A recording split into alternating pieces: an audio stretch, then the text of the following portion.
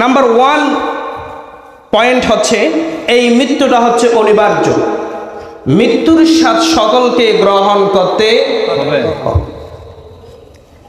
Every soul has to taste of death. 2 number point হচ্ছে মৃত্যু থেকে কেউ পালিয়ে যেতে পারবে না। No one can escape death. মৃত্যু থেকে কেউ পালাতে পারবে না। 3 নম্বর পয়েন্ট হচ্ছে মৃত্যুর ভয়ঙ্কর থাবা থেকে কেউ রক্ষা পাবে। মৃত্যুর যে এত ভয়ঙ্কর একটা থাবা, এই ভয়ঙ্কর থাবা থেকে পৃথিবীর কেউ রক্ষা পায় নাই। No one can escape the terrible causes of death. 4 number point হচ্ছে মৃত্যুর সময় আল্লাহ কর্তৃক নির্ধারিত, মৃত্যু আসার সময় কারো কাছ থেকে অনুমতি চায় না। The time of death is determined by Almighty Allah and it doesn't come with anyone permission. মৃত্যু আসার সময় কারো কাছ থেকে পারমিশন নেই না, কারো কাছ থেকে পরামর্শ নেই না। এটা নির্ধারণ করেন আল্লাহই আল্লাহ। নির্ধারণ করেন কে? আল্লাহ। মৃত্যুর স্থানটা নির্ধারণ করে দেন কে?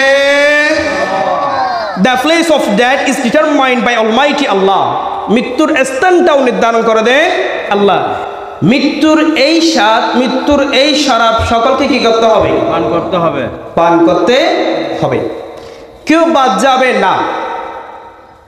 আল্লাহ পাক রব্বুল আলামিন কুরআনুল কারীমের 3 নম্বর সূরা সূরাতুল আলী ইমরানের 185 নম্বর আয়াত আল্লাহ সুবহানাহু ওয়া তাআলা ঘোষণা করছেন, কুল্লু নাফসিন যায়িকাতুল মাউত। মৃত্যুটা হচ্ছে এমন একটি বিষয়, মৃত্যুটা হচ্ছে এমন একটি সাবজেক্ট, পৃথিবীর ভিতরে যদি কেউ একবার জন্ম নিয়ে থাকে, তাকে অবশ্যই এই মৃত্যুর শরাব পান করতে হবে, মৃত্যুর পেয়ালার শরাব পান করতে হবে, কেউ বাদ যাবে না, রেহাই পাবে না। কুরআনুল কারীমের ভিতরে আল্লাহ পাক রব্বুল আলামিন এই কথাটা কি একই বিষয়, একই সাবজেক্ট, একই লাইনগুলো বারবার করে 3 বার নিয়ে এসেছেন। জোরে বলেন কয়বার? 3 বার। 3 বার কোরআনের ভিতরে একই সেন্টেন্স ব্যবহার করা হয়েছে। কুরআনুল কারীমের 3 নম্বর সূরা সূরাতুল আলী ইমরানের 185 নম্বর আয়াত। কথাগুলো একটু ভালো করে মনোযোগ দিয়ে শুনবেন। আমি তো আজকে বললাম যে সাবজেক্টটা নোট ভিত্তিক কথাবার্তা বলবো ইনশাআল্লাহ, যাতে করে আমাদের মনে থাকে। অনেক জায়গায় যে আমরা ওয়াজ শুনি, ওয়াজ নাকি আওয়াজ আমরা বুঝতে পারি না, বাসায় কি কিছু মনে থাকে না, যাতে এই বিষয়টা না হয়।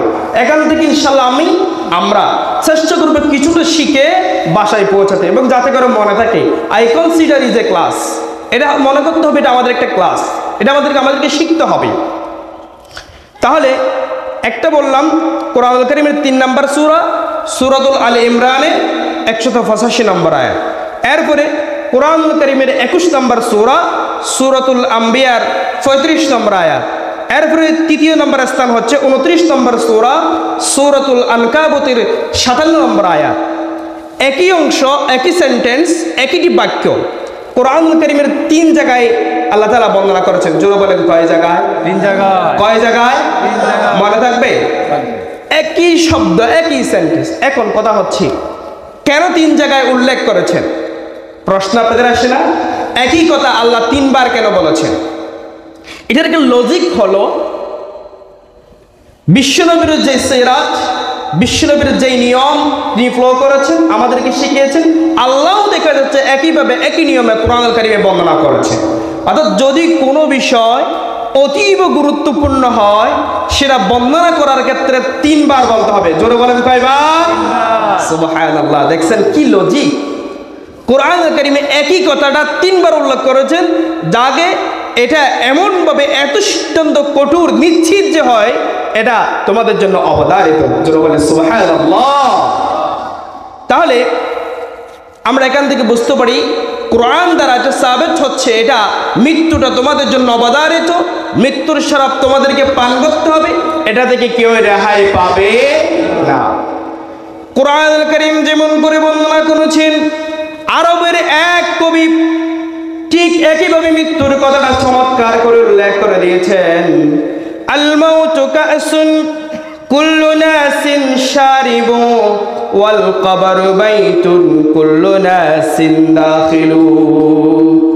শায়ের খুব সুন্দর করে বর্ণনা করেছেন, আল মাউতু কাসুন কুল্লু নাসিন শারিবু। মৃত্যুটা হচ্ছে এমন একটি নিশ্চিত বিষয়, যেই মৃত্যুর স্বাদ তোমাকে অবশ্যই গ্রহণ করতে হবে। ওয়াল কবরু বাইতুন কুল্লু নাসিন দাখিলু।